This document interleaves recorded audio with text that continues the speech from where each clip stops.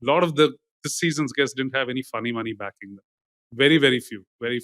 So they had to make really hard calls, and they're constantly questioning themselves on what are they in it for. And so they might have had those decision points earlier. For me, as I said, as I did Fund One and I saw how challenging it was, I had to make a call on whether I want to make this a lifestyle business and optimize for myself, or start optimizing for everybody I bring into this journey, right? So I'm working as hard for my team members every day as I am for myself.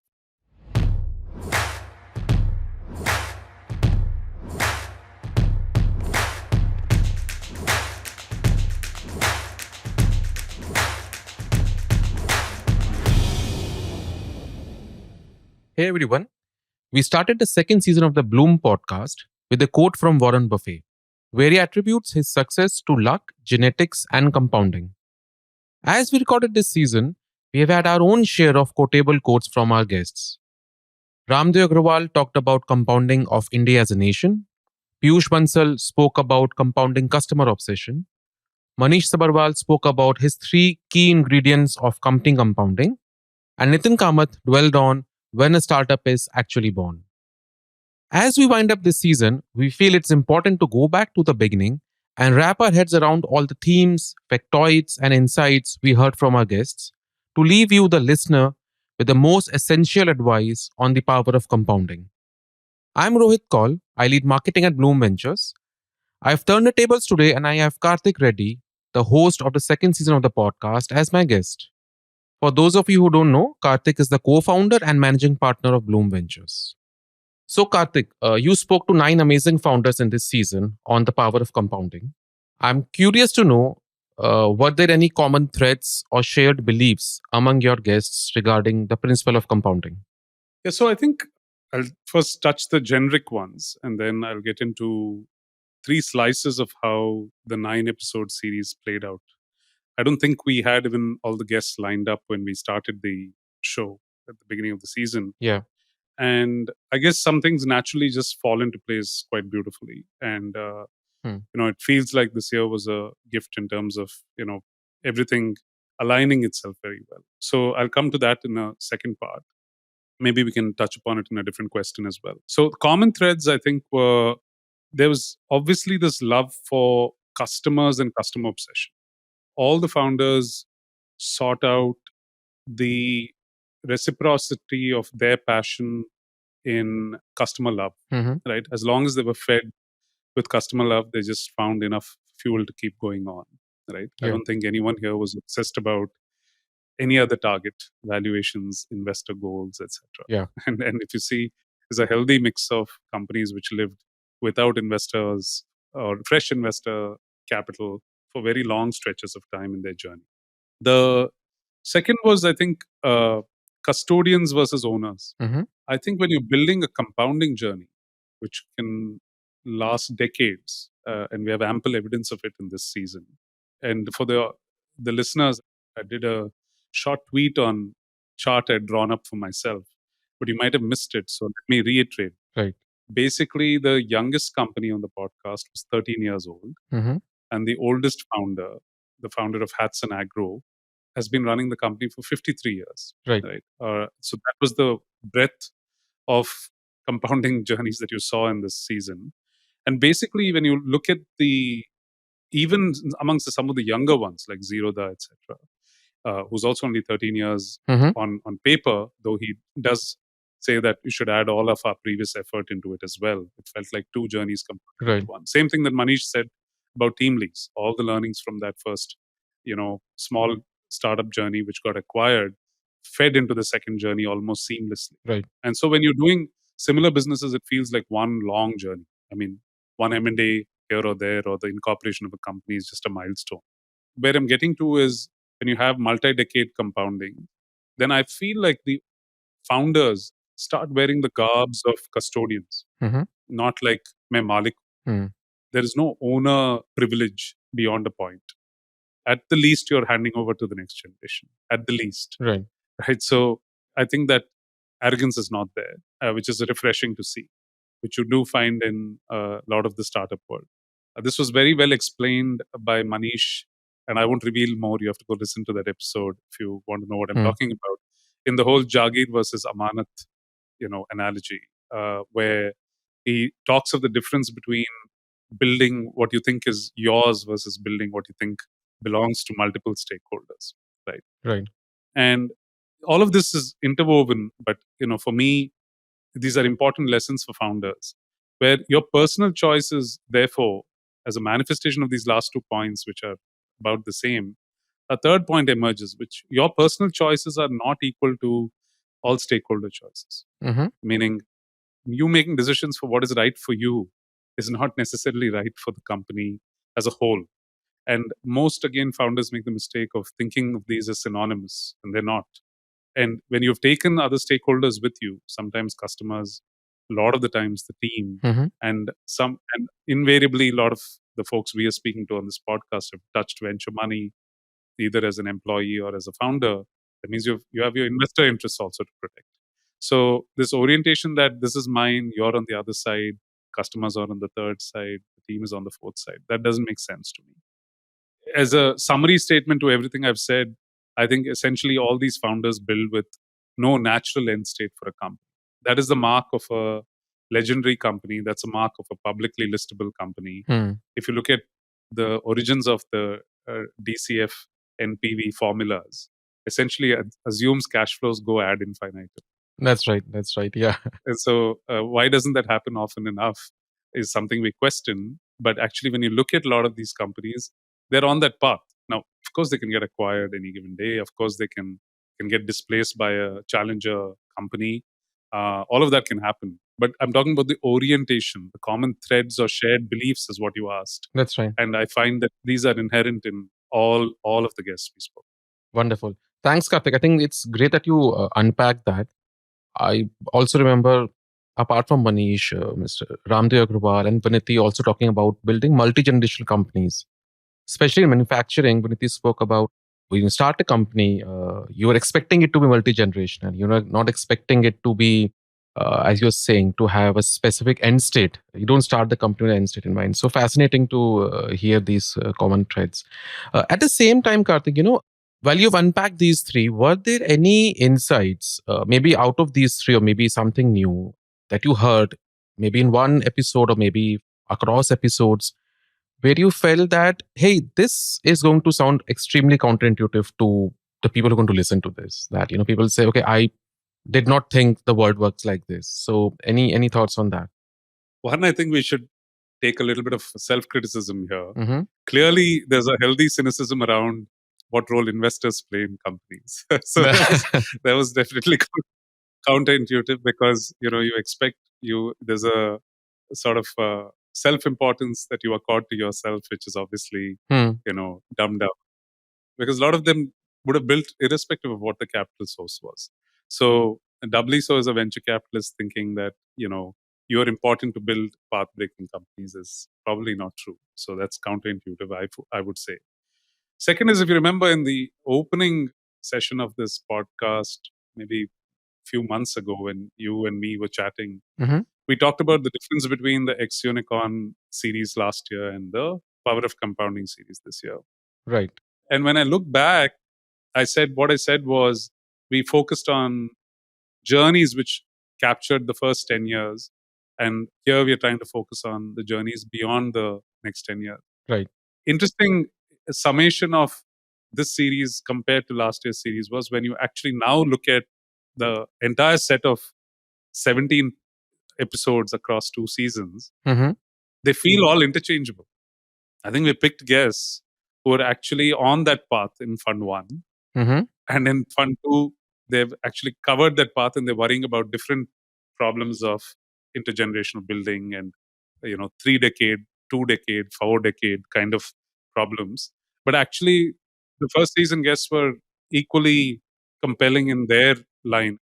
It's amazing. I mean, been around again for 14, 15 years, right? So this all seem interchangeable, though I try to draw a wedge between them. So that's counterintuitive. I think what is counterintuitive is these qualities and beliefs that you talked about in the first question are either latent in the founder and the journey, or they're not. Hmm. I don't think you can reclassify them 6 years, 8 years, 10 years down the line.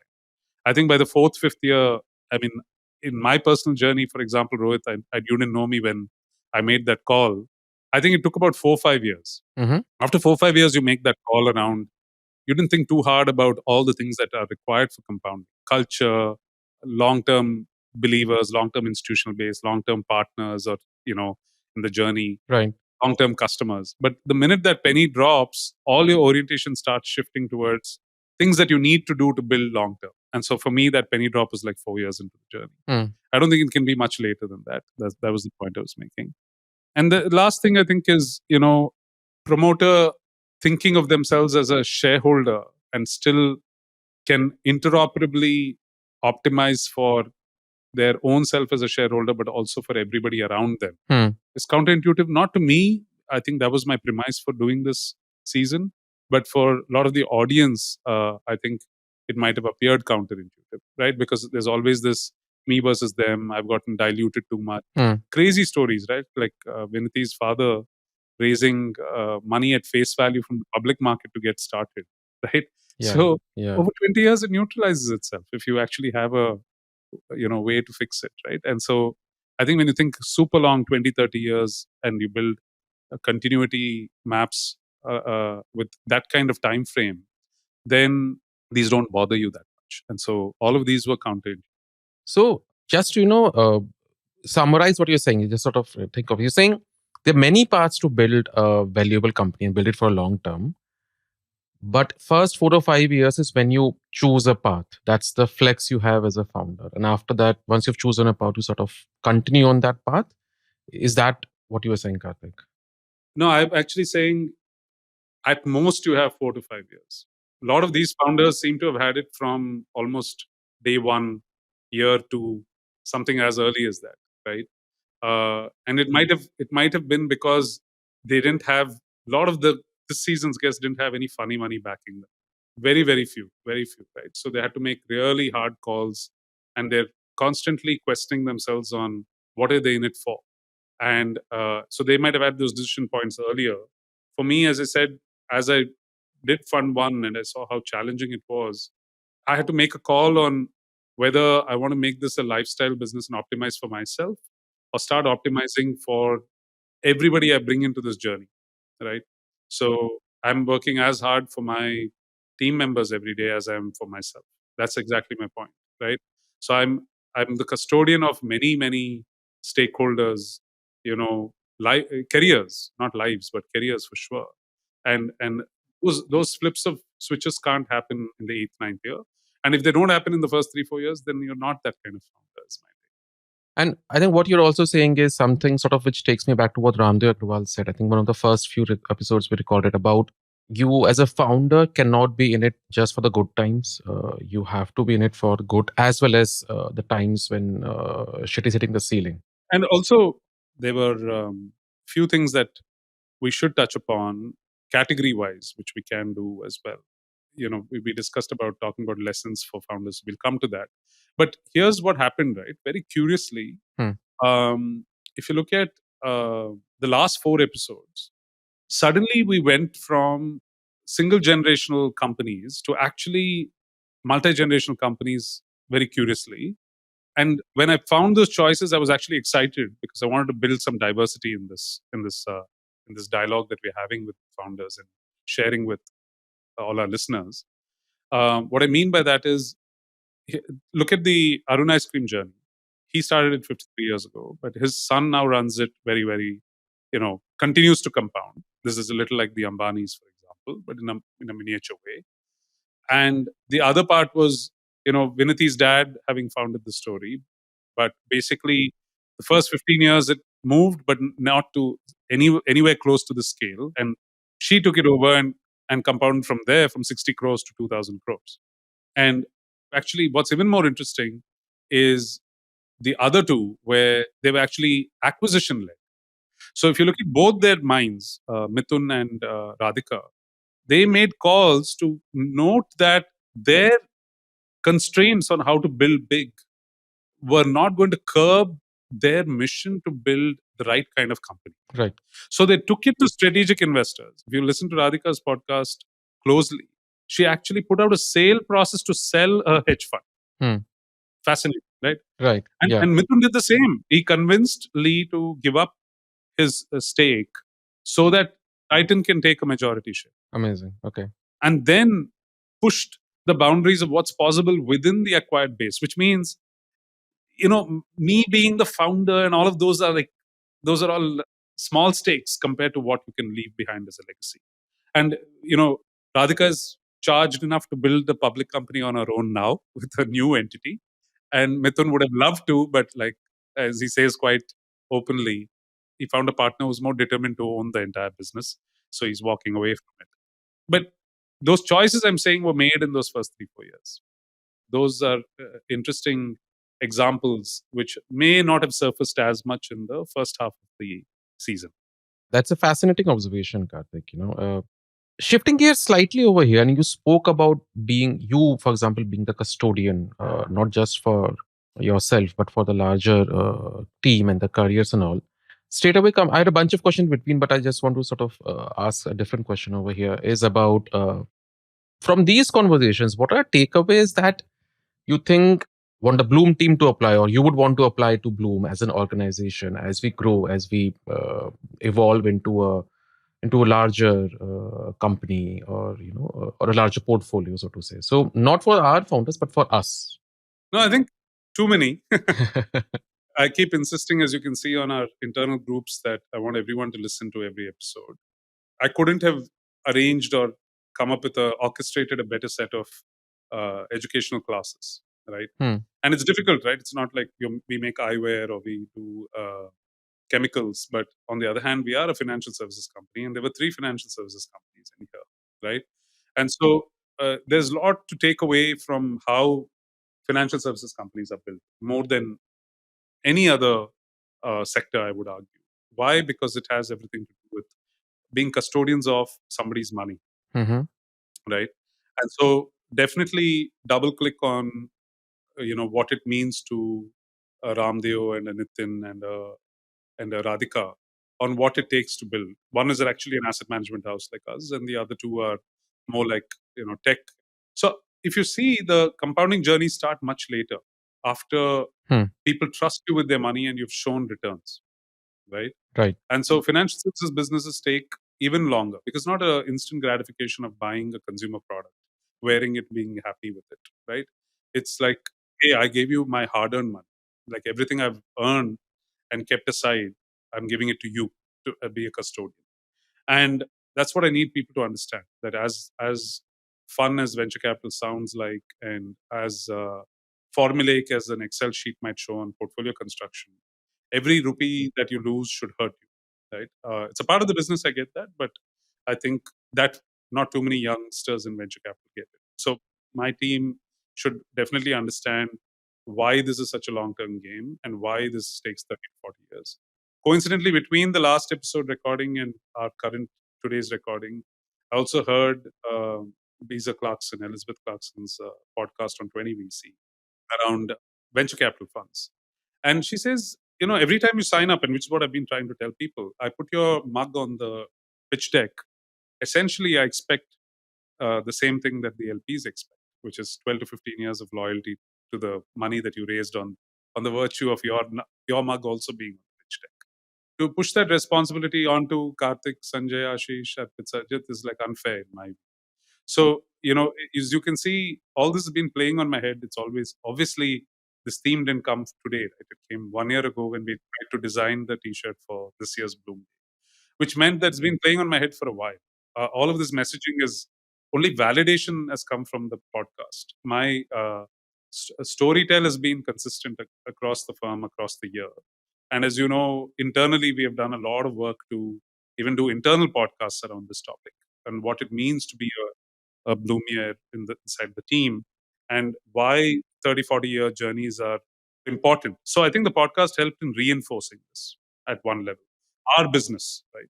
The second most important thing, and this is where I'm hoping the youngsters get the benefit of what I didn't get 10, 12 years ago when I started Bloom, is why bother picking founders, or for that matter, picking team members who don't believe in power of compounding and long-term journey?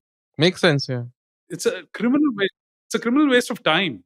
more than anything else. Forget about the money for a second. Why would you want to spend time with such people, right? What is the thrill of like taking an asset and flipping it over in 6 months, 12 months, 15 months? That's a stock market play. You can take a punt on a stock for that. You don't have to come and like do early stage investing for that, right? So I think it's super tough to sell the mission of a venture capital firm and what it means. And Beezer Clarkson podcast with Harry Stebbings is useful. It reiterates everything that we've known internally, but maybe I've not been able to communicate strongly enough to the world. That some 50% drop off between first time managers and second time managers. Same firm, meaning same fund. They don't even raise. 70%, 75% by the time it gets to fund four. Amazing. Yeah. So you should question what the hell are you doing in a VC firm and why are you building, right? And so I don't think that's well understood. And I'll therefore come to what are we doing in venture capital and why should you be doing this as well? No, I think it's fascinating. Some of these stats, I think, and of course, these are not well understood. I think not outside venture, but also, as you're saying, also within venture in that sense, right? One of the points, Karthik, you touched upon this, the longevity with the firm. I think it's an interesting point. Just want to double click on it. Also, in context to something that Manish Sabharwal said, in one of his responses. Obviously, the episode was basically him doing quotable quotes through and through. But there's one thing which stayed with me, which he said, that he went to a college and he offered kids two choices. You take 10 lakh now versus you take 1 paisa now, which doubles every day. The 10 lakh remains there. And he said, while people chose 10 lakh, majority of them, they should have picked like 1 paisa, which doubles every day because it will become much bigger at the end of 31st day. To which his wife quipped that, hey, till 24th day, if you take 10 lakh, you are better off.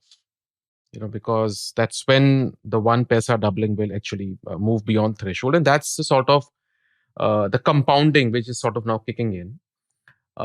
So I think one, and I've since then has stayed with me, and I've been wondering that at what point do you know that the compounding is either about to kick in, or you want it to kick in, or you start thinking about it.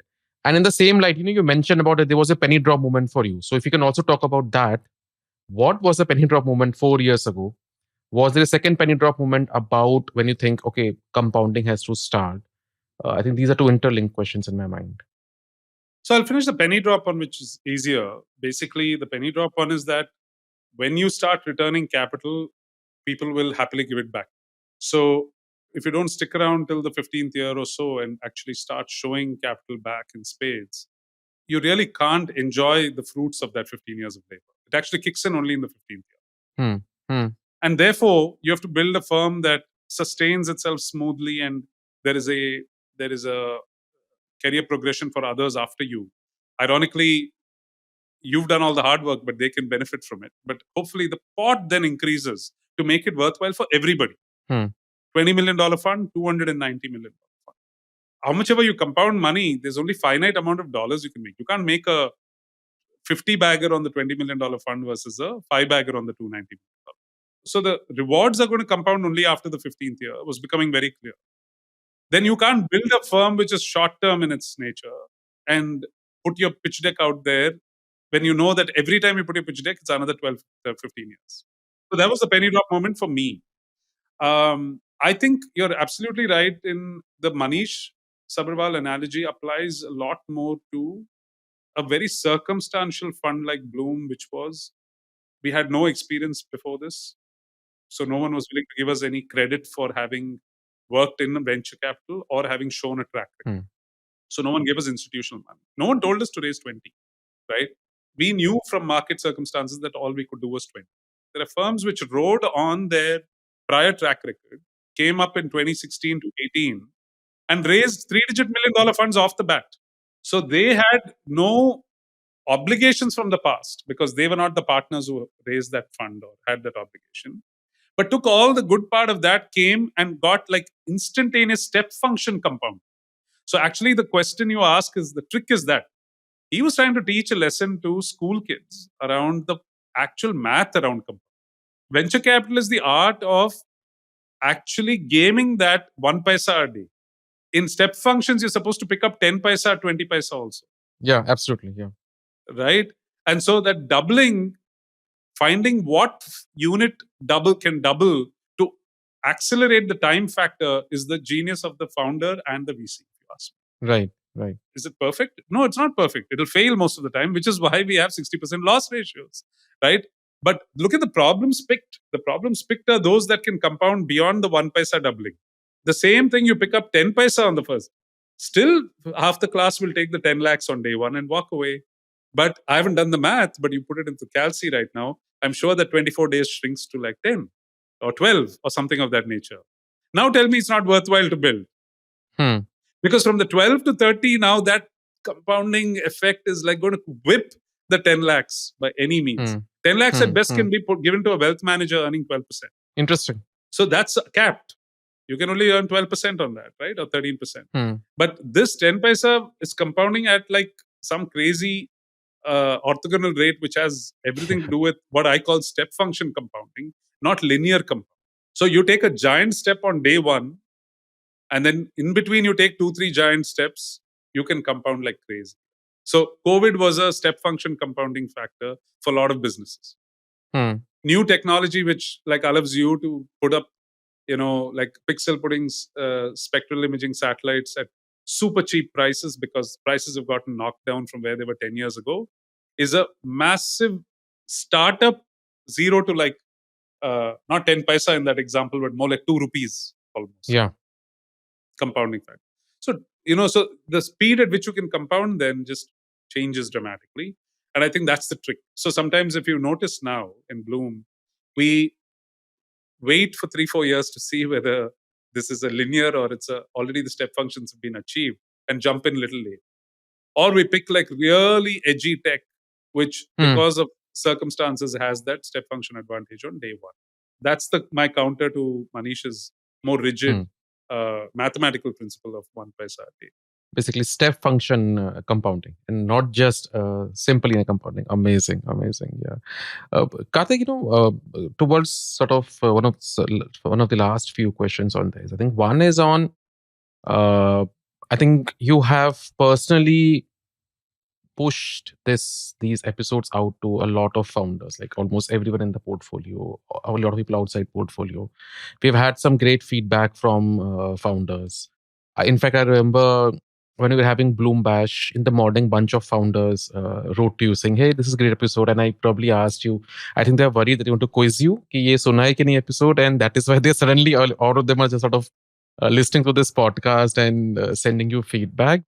But yeah, I mean, if you think of it, you touched upon the threads and the common themes. If there was one big piece of advice, and I think there are many, so I think it's I think I'm putting probably a unfair burden on you, but because there are many themes and many great pieces of advice, but if there was maybe one or maybe two in that zone piece of advice for the founders that you would, aspiring founders that you want to share with them, you touched about them earlier, so I think now is the right time to unpack them. I think fundamentally what every great entrepreneur will say, which is basically build for your customers who you really care about, right? So I think if you think about entrepreneurship, at least in the venture funded avatar, as something that can make you money, it's either scheming or in a good way, using the word in a good way, or it's like trading for that. Is it an enterprise that can be built and can compound? I don't think so. So the only things that can compound, and we touched upon it with a lot of founders, right, around what it means for brand to compound, customer love to compound, culture to compound. And so essentially, I think when you build for customers and the problem that you care about a lot, then all of this flows more naturally, number one. And then you're building to leave a legacy, not some valuation or some exit, right? Which is a venture capital problem. It should be a founder problem. The takeaway is, guys, if you build something that gets forgotten even before the decade marker is done, then truly was that a journey worth building for? Of course, they could have made money. I'm not saying, see, money is a side effect, right? So if you ask me, what lesson are you giving the founders? This would be it, right? And then when you build leaving that legacy, I think you make every stakeholder that was a part of it very proud of the journey. Like, I worked in American Express in my first job, and there was this pride of what that card meant in my wallet even 20 years later. Right, I know what you're saying. Yeah. Right. And so can more brands do that? Indigo is so mechanical in the way it treats me as a customer that at some level I despise it. But to the rest of the world, I laud it as one of the best operational excellence businesses built globally, most operationally challenging and cost challenging businesses in the world, right? And I will to death say that one of the most beautifully executed businesses ever in the history of mankind, I think, right? So, I think you'll create that sense of pride in what you build when you obsess with the customer problem and solve for it. Everything else takes care of itself. So that's my primary take. Got it. Got it. It sort of takes me back to, some, I think one of the other things you said the other day was about, as a founder, do you want to be a chapter in the book of Entrepreneurship India, or do you want to be a footnote, right? So I think obviously being a chapter is I think in a way is what you are saying. Great. Karthik, I think I've all the questions I've run through, but if there is anything else that you would want to add and you want the listeners to sort of think about, please share. Yeah. Pre-shoot, when we discussed it, I think you said also one last. I know you asked it in two different ways. One I've answered. You said what would be a key takeaway or piece of advice on power of compounding for the Blume team to apply in their lives, as much like the founder. So I think the final word on the founder, for example, is, which I've said a fair bit this year. Not that I didn't know it before, but I think everybody in the team has been repeating it, that all of these stories are so unique. I think the 9 stories we presented this year and the 8 we presented last year, yes, there are common learnings which are more sort of emotional gut, but the stories are so unique. Why? They're built for different customers, they're built by different personas, they're built in a different point of time, right? So the story is yours to make, is unique. So don't copy paste, cut paste from others, right? Is my take. Now I'm using that as a segue because from a venture capitalist standpoint, also that matters a lot. Right. Right. Right. So we tend to get sucked up into pattern matching so much that we don't understand that's not going to make the real, publishing worthy story. But it's the fact that somebody built an exception to that formula is that's going to create that story, right? So basically, one of my first year annual quarterly reports that I wrote to my investors, I used to write these quotes on top. So there was, I think, a Martin Luther King. There was maybe a Buffett. I don't know. There was a Bezos, and there was, of course, our good friend and mentor Mohandas Karamchand Gandhi. Right? And so, idealistic as I was back in the day, basically, I said we want to fund the change we want to see. So, adapting from Super. we should be the change we want Super. to see. Yeah. Right? The one thing also that I wanted to add for the founders is that they should learn every story is unique, right? So don't ever fall into the trap of blindly imitating, one of our guests in the podcast series, right? So that said, you will find there is a subtle element of what one particular founder does that appeals to you because it's your personality also, your belief also, your vision also. And so that's what I think I've gotten on my feedback on the WhatsApp chats after people listen. They say I related to this, I love this aspect, and it's very clear that that particular founder, that's all they'll take away from that. So it's great. Take takeaways, but your stories are going to be unique because the point in time which you started the company, the macro variables around you, the customer has changed and evolved. So you can't cut paste anything. And so I wanted to use that as a segue to say that that applies the way Blume team members also see the world. Right? Please don't fall into this trap of pattern matching to the extent that you're looking for a China copycat or an India copycat or X of Y, Y of X.